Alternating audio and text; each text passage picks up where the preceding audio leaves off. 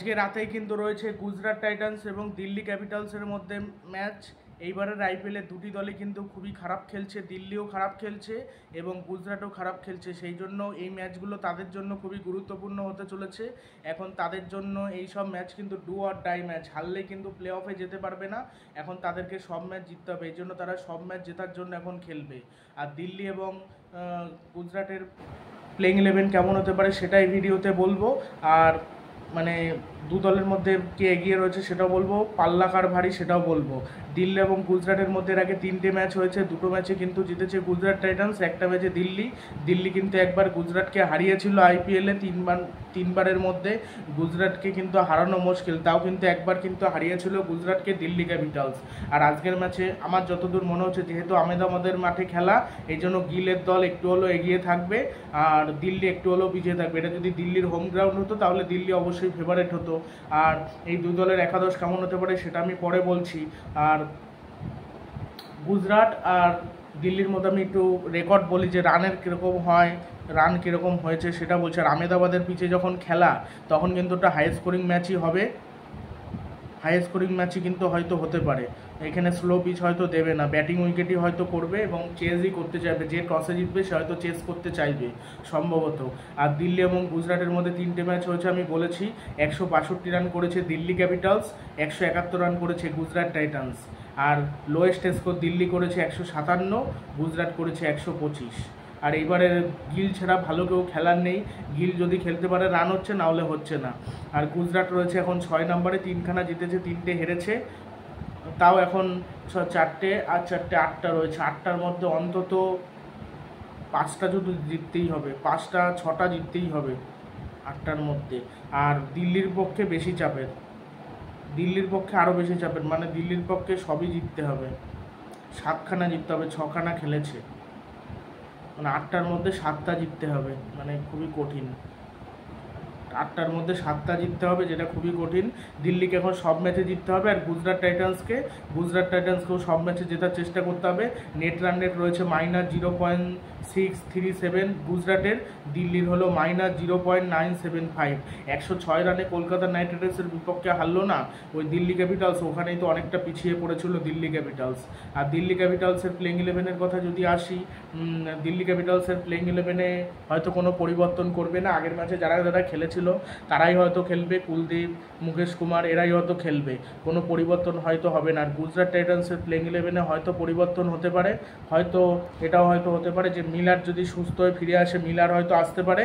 আর Miller যদি সুস্থ না হয়, কেন উইলিয়ামসনকেও ফিরিয়ে আনা যেতে পারে। এবার সেটা করে নাকি সেটাতে, কেন ম্যাথু ওয়েডও ব্যর্থ হচ্ছে। আমি মনে করছি ম্যাথু অবশ্য উইকেট কিপিং আবার সমস্যা, সেক্ষেত্রে এবার উইকেট কিপিংয়ের দিক থেকে দেখতে গেলে আবার ওয়েট খেলবে, সেক্ষেত্রে উইকেট কিপার আবার ঋদ্ধিমান শাহ বা শরৎ এদেরকে কাউকে খেলাতে হবে। আমার যতদূর মনে হয় সেক্ষেত্রে আবার সুযোগ পাবে না। বা গিল আর তার সাথে সাই সুদর্শন ওপেন করলো 3 নম্বরে, যদি বা এইটা সব থেকে ভালো হয় 3 নম্বরে যদি সাই সুদর্শন খেলে আর ওপেন যদি গিলের সাথে যদি ম্যাথু ওয়েট করে তাহলে কিন্তু ভালো হয়। ম্যাথু ওয়েট কিন্তু অস্ট্রেলিয়ার হয়ে ওপেন করেছে, তাকে দিয়ে ওপেন করা উচিত, তাহলে কিন্তু ভালো হবে। 3 নম্বরে কখনো ওয়েট খেলেনি, আর 3 নম্বরে চলবে না, খেলতে পারবে না। যে যেখানে খেলতে ভালোবাসে তাকে সেখানেই খেলতে দিতে হবে। সে কোনো জায়গায় কোনো সময় 4 নম্বরে খেলে না, 3 নম্বরে সে খেলবে কী করে? তাকে ওপেন করাতে হবে। ওপেন করেছে, যে যেখানে খেলেছে তাকে সেখানে খেলাতে হবে।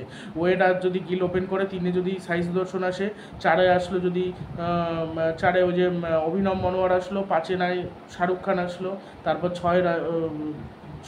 6-এ আসলো রাহুল তিয়াতিয়া।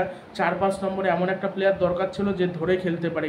এই গিলের দলে এরকম কোনো প্লেয়ার নেই বলে, মানে মিলারের কোনো ব্যাকআপ নেই বলে মিলার ওই দলের সমস্যা রয়েছে। আমি জানি না কী করে কী সমস্যার সমাধান হবে।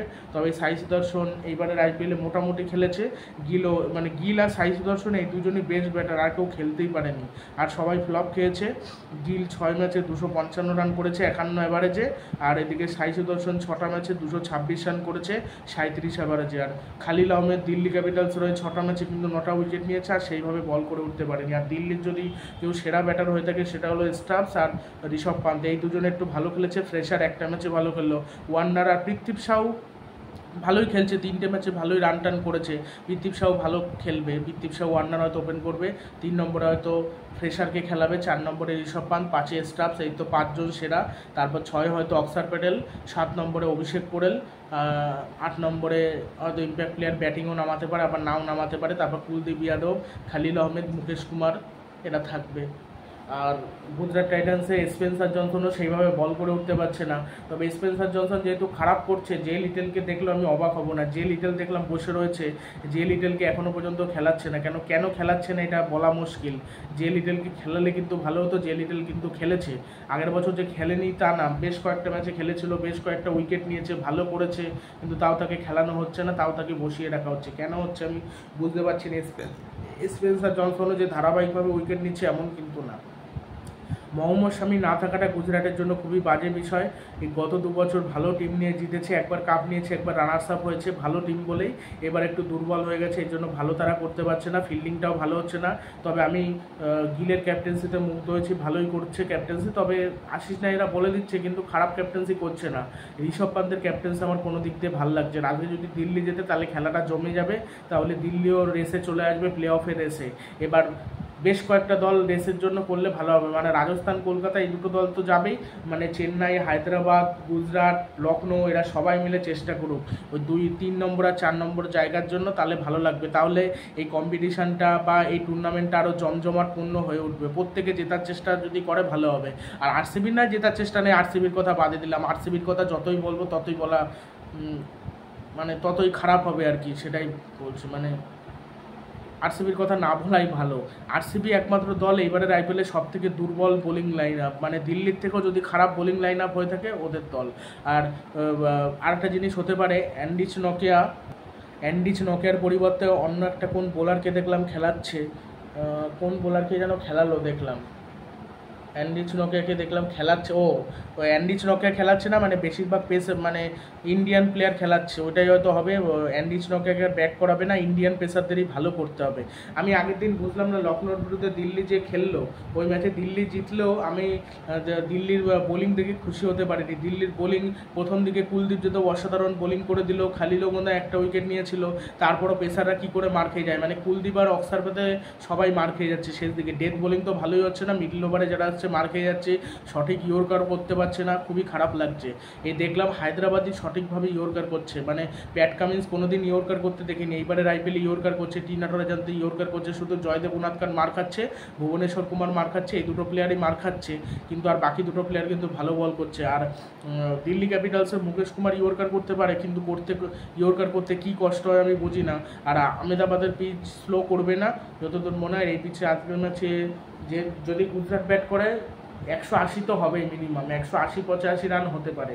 আর যদি দিল্লি প্রথমে ব্যাট করে 180 না হলে 160-65-70 হবে, সেক্ষেত্রে দিল্লি কেমন বোলিং করে সেটা দেখতে হবে। আজকের ম্যাচটা একটা জমজমাটপূর্ণ একটা, এইবারের আইপিএলে সুপার ওভার হয়নি, সুপার ওভার হোক, সেটাই বলছি। মানে একটা ভালো ম্যাচ হোক, আমরা দেখতে পাই, এটা ভালো ম্যাচ আমরা দেখতে চাই, এইটুকুই বলবো। আর আমি একটা জিনিস বলি, গিল যেখানে মানে আরসিবি আর গুজরাটের মধ্যে একটা সমস্যা রয়েছে, মানে বিরাট কোহলি আউট হয়ে গেলে খুব তাড়াতাড়ি আউট হয়ে যায়, মানে খুব তাড়াতাড়ি অল আউট হয়ে যাচ্ছে আরসিবি, খেলতে পারছে না ভালো। আর গুজরাটের গিল যদি না খেলতে পারে তাহলে সমস্যা হচ্ছে। তবে আমার মনে হয় গিল আর সাই সুদর্শন ওপেন না করে এটা ধরে খেলার প্লেয়ার 3 নম্বরে খেলানো হোক। ধরে খেলার প্লেয়ার সাই সুদর্শন রয়েছে, ওপেন করা হোক ম্যাথিউ ওয়েডকে, তার সাথে গিল, ওপেনটা যদি ভালো করে মেরেছে। আর সাই সুদর্শন অতটা মারতে পারে না প্রথম দিকে এসে, সাই সুদর্শন ধরে খেলা প্লেয়ার, 3 নম্বরে ধরে খেলা প্লেয়ার লাগবে। আর কেন উইলিয়ামসনকে খেলাতে পারছে না, দেখতেই কেমন লাগছে। আর উমেশ যাদব সেইভাবে বল করে দিতে পারছে না, ডেথ বোলিং হচ্ছে না। আর জে লিটেলকে খেলালে আমি জানি না যে ডেথ বোলিংটা কেমন হবে, তবে দেখা যাক, তাও হতে পারে। আর ওমার জাইকে না খেলানোই ভালো, ওমার জাই সুযোগও পাবে না, ওমার জাই বসে থাকবে, ওমার জাইকে সেইভাবে ভালো লাগছে না। এই জন্যই কলকাতা নাইট রাইডার্স নেয়নি, তার পরিবর্তে এস রাদারফোর্ডকে নিয়েছিল রাসেলের ব্যাকআপ হিসেবে। রাসেল তাও তো এখনও পর্যন্ত এস রাদারফোর্ড সুযোগ পায়নি, পাবেও না সুযোগ। যদি রাসেল চোট না পায়, যদি রাসেল খারাপ ফর্ম না আসে, আর এইবার খারাপ ফর্ম মনে হয় আসবে না, খেলে দেবে, ওই জন্য চাপ নেই। আর গুজরাট টাইটান্স দেখা যাক আজকের ম্যাচে তোমরা কাকে সাপোর্ট করছো সেটা কমেন্ট বক্সে জানিও। অনেকে দিল্লিকে সাপোর্ট করবে, অনেকে গিলের জন্য, অনেকে হয়তো গুজরাটকে সাপোর্ট করবে। তবে আজকের ম্যাচে আমি কোনো দলকে সাপোর্ট করব না। দেখা যাক যে দল ভালো খেলবে সে দল জিতবে। তবে চেস করলেই যে জিতবে এমন কোনো কথা নেই। এবার প্রথমে ব্যাট করে যদি বড় রান করে দিতে পারে 185 মানে 180-85, তাহলে কিন্তু ওই রান ডিফেন্ড করা যায়। আহমেদাবাদের পিচে যে ডিফেন্ড করা যায় না তা না, আবার খারাপ বোলিং করলে 5টা 6ও চলে আসে, যেমন রিঙ্কু সিং মেরেছিল ইয়াজ দোয়েলের ওভারে। ইয়াজ দোয়েল আগেও ট্রল হচ্ছিলো, এখনও ট্রল হচ্ছে আরসিবিতে থাকাতে।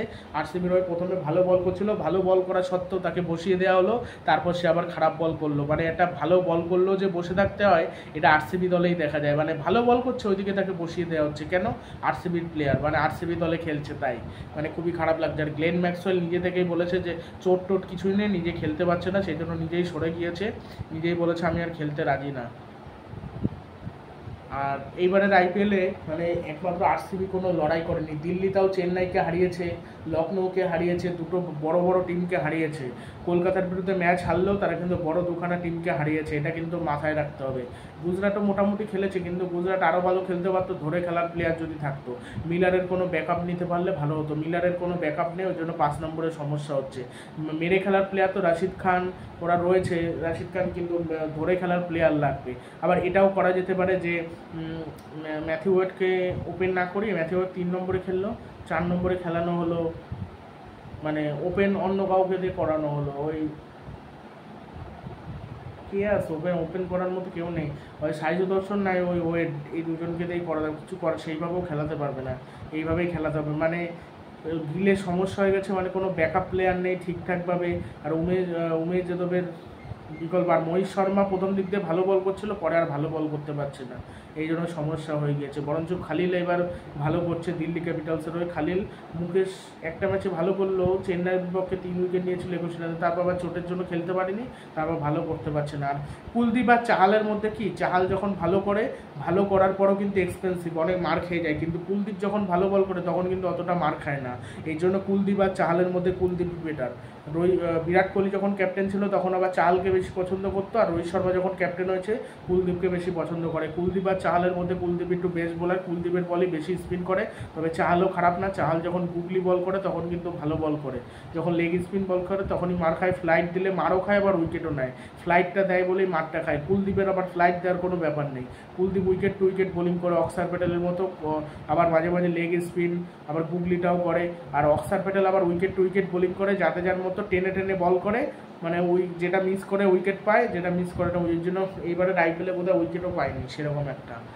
কোনো ম্যাচে হয়তো একটা, খুব বড় জোরে দুটো, তার বেশি উইকেটও মনে হয় অক্সার প্যাটেল পায়নি। রান কম দিয়েছে, একটা ম্যাচে মনে হয় 40-এর উপরে রান দিয়েছিল ওই কলকাতার বিরুদ্ধে ম্যাচে বোধহয় মারটা বেশি খেয়েছিল, তারপর আর তাকে বোলিংই মানে তারপর অন্য ম্যাচে সেরকম মার খায়নি, কম মার খেয়েছে। আর ব্যাটিংয়ে অন্যবার যেরকম টেনে গেছিলো টানা, এবার কিন্তু টানতে পারেনি, এটাই হলো সমস্যা।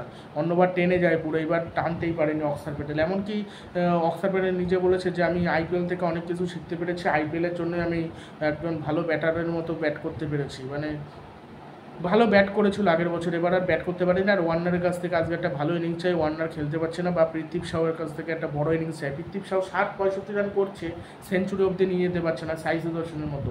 সাই সুদর্শন আগের বার বড় ইনিংস খেলছিল, কিন্তু এইবার বড় ইনিংস খেলতে পারছে না। গিলও তাই, দেখা যাক কী হয়।